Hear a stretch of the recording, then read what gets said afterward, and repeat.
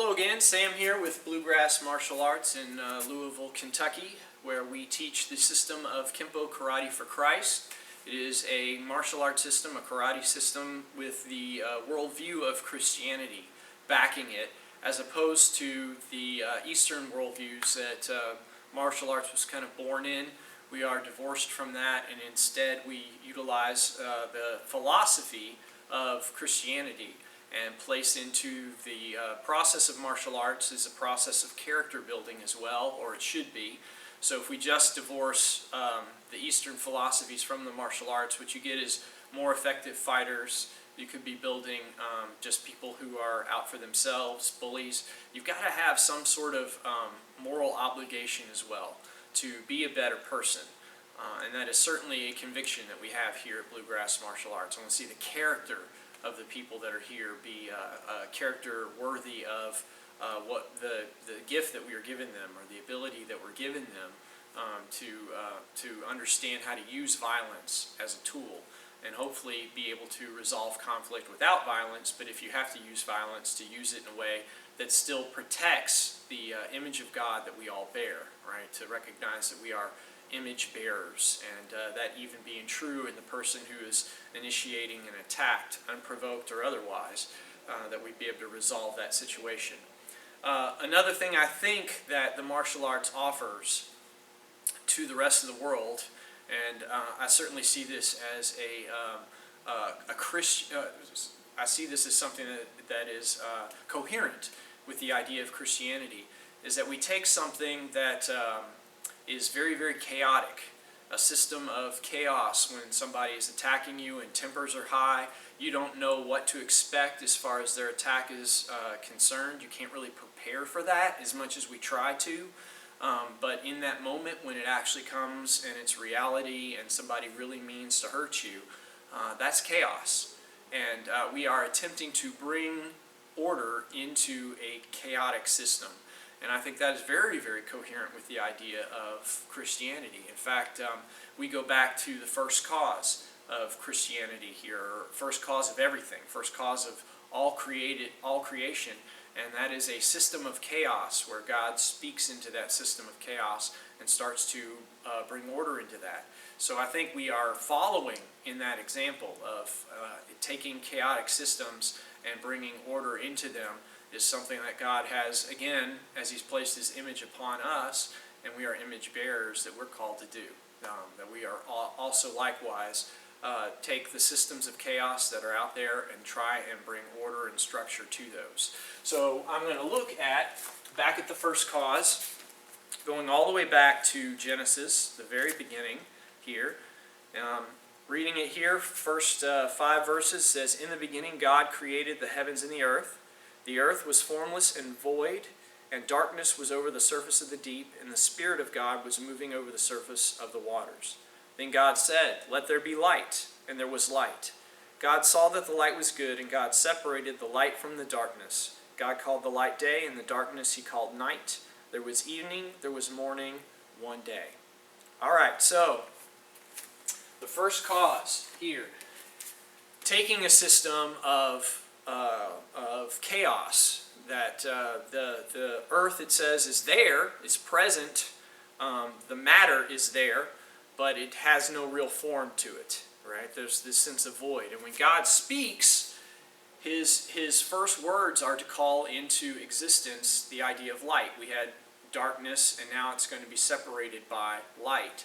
And often we use that idea of bringing light as illuminating when we talk about sharing your faith.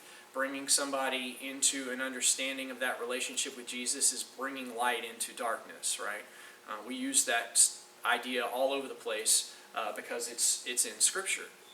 And the first act of God is to provide light in the darkness. Now, along with this first act and first cause, we get a moral value.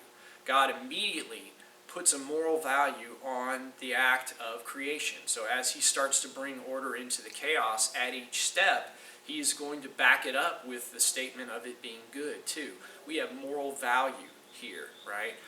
Whereas the other options that we have out there, if you're not going to trust the Christian worldview and how the first cause came to be, and you're going to go, to trust more of evolutionary theory there, then we have no real cause to it, and we certainly don't have a moral value to it. In fact, you cannot in any just naturalistic philosophy create some kind of moral framework. It doesn't exist. What it comes down to, what we call good, ultimately, isn't going to be something that's agreed upon.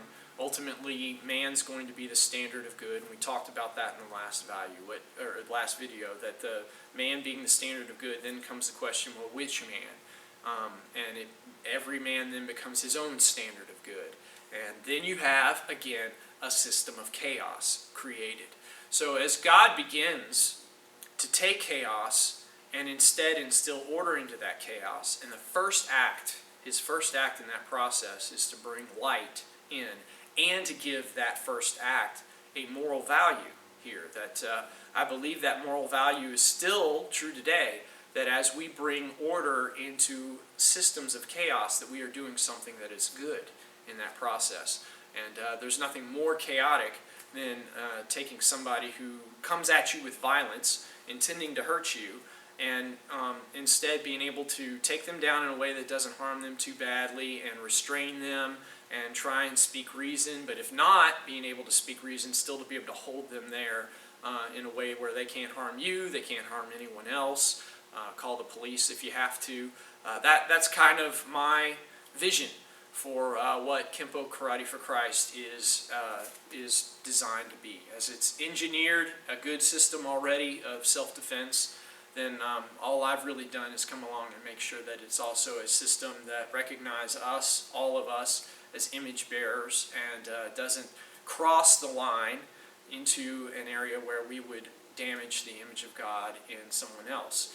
So thus, we take a chaotic system, the system of fighting, chaotic, frightening, and we bring order into that system. And that's not just true here, that's true in any martial arts system. That's something that we do.